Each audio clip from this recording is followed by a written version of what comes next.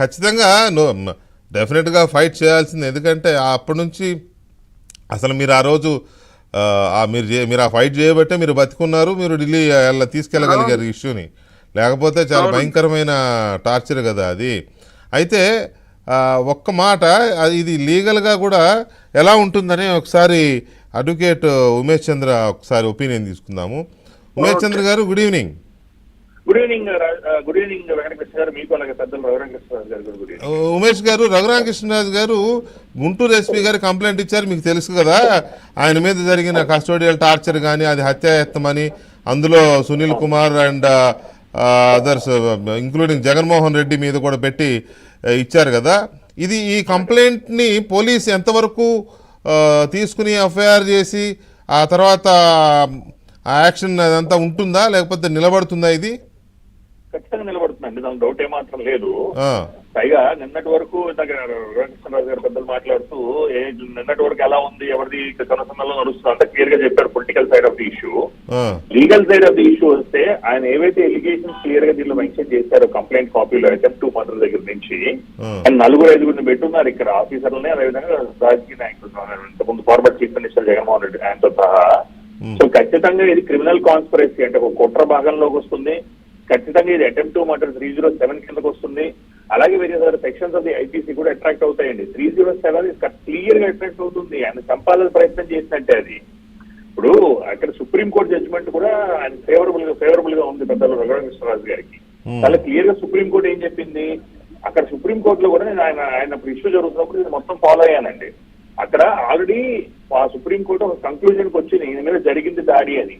అప్పుడు council from the other side state government నుంచి representative మే అని రాయండి సార్, దయచేసి మీరు కంక్లూడ్ చేసేస్తే వేరే పిటిషన్స్ కూడా ఉన్నాయి, ఆ పిటిషన్స్ మీద ప్రభావం చూపుతున్నది, అక్కడ మే అని రాయిపించుకున్నారు. అది కొన్నిసార్లు మనం మే అయినా దాన్ని షెల్ అని రీడ్ చేస్తాం, అది ఒకటి ఇంపార్టెంట్. సో ఖచ్చితంగా సుప్రీంకోర్టు బెయిల్ ఆర్డర్ లో కూడా ఆయన మీద జరిగింది, ఆయన మీద దాడి జరిగిందని ఆనరబుల్ సుప్రీంకోర్టు ఆఫ్ ఇండియా అది ఓకే, దాడి జరిగింది సుప్రీంకోర్టు నమ్మింది.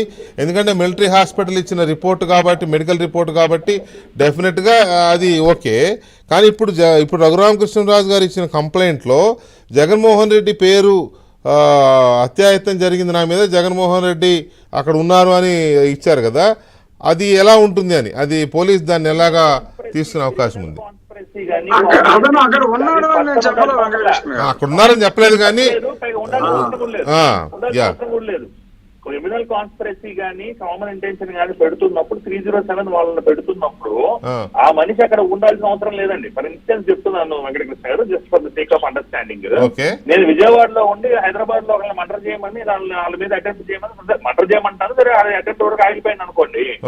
నేను ఇక్కడ ఫోన్ లో మాట్లాడి నేను కదా వాళ్ళు పురమాయించింది కానీ లేదా వాళ్ళని ఎంగేజ్ చేసింది కానీ అదంతా, అలాంటప్పుడు నేను అక్కడ ఉండాల్సిన అవసరం లేదండి. 120 కానీ 34 కానీ పెడుతున్నప్పుడు sections, IPC sections read with 2 లేదా రెడ్ విత్ 120 అంటారు, 120B criminal conspiracy common intention. నువ్వు పెడుతున్నప్పుడు వ్యక్తి అక్కడ ఉండాల్సిన అవసరం లేదు. అదేనండి, చేయించిన వాళ్ళు చేసిన వాళ్ళు అందరూ దాని కిందకే వస్తారు కదా. వివేకానంద రెడ్డి గారు మర్డర్లో అక్కడ ఎగ్జిక్యూట్ చేసిన వాళ్ళు వేరు, మరి ఇంక వేరే వాళ్ళని కూడా అక్యూజర్ కింద పెట్టి మరి అరెస్ట్ చేశారు కదా. అలాగా కరెక్ట్. అదే లైన్స్ లో పైగా అన్నిటికన్నా ఇంపార్టెంట్ ఏంటంటే ఇక్కడ ఒకసారి ఒక వ్యక్తి కంప్లైంట్ ఇచ్చిన తర్వాత, ఈ విషయాల్లో పెద్దలు రఘురామకృష్ణరాజు గారు కంప్లైంట్ ఇచ్చారు. ఇచ్చిన తర్వాత లలిత కుమారి జడ్జిమెంట్ ప్రకారంగా, ఆనరబుల్ సుప్రీంకోర్టు వారి జడ్జిమెంట్ ప్రకారంగా కాగ్నిజబుల్ అఫెన్స్ కనుక రిపోర్ట్ చేస్తే ఇమీడియట్ గా ఎఫ్ఐఆర్ కట్టాలని ఆనరబుల్ సుప్రీంకోర్టు ఇండియా వారు క్లియర్ గా చెప్పారు. ఇంకోటి ఏంటంటే మనకి సివిల్ లాలో లిమిటేషన్. ఇప్పుడు మీరు అన్నట్టు రాజుగారు ఇచ్చిన కంప్లైంట్ మీద పోలీసులు ఈ పాటికే ఎఫ్ఐఆర్ ఇష్యూ చేయాలిగా. చేయాలి.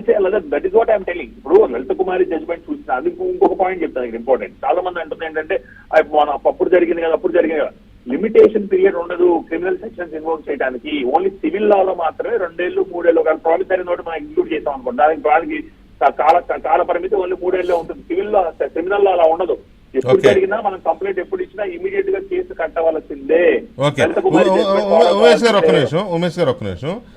ఈ రాజుగారి కంప్లైంట్ ఇచ్చినప్పుడు ఎస్పీ గారి కానీ లేదా గుంటూరు పోలీస్ యొక్క రిసీవింగ్ కానీ రియాక్షన్ కానీ ఏంటి? లేదు, నేను నిన్న ఈవినింగ్ నేను మెయిల్లో పంపించా వాళ్ళకి. ఓకే, నిన్న ఈవినింగ్ మెయిల్లో పంపించా. ఆ, సో అది వాళ్ళు ఇవాళ మార్నింగ్ చూసుంటారు. చూసిన తర్వాత మరి వాళ్ళకు కూడా ఇది పెద్ద కేసు కాబట్టి ఇది అక్కడ ఉన్నది కూడా సంధి సమయం కదా వాళ్ళకి కూడా. ఉమ్. సో ఇవాళ మళ్ళీ మొత్తం పోలీసులు ఈ డిపార్ట్మెంట్ లేదు ఆ డిపార్ట్మెంట్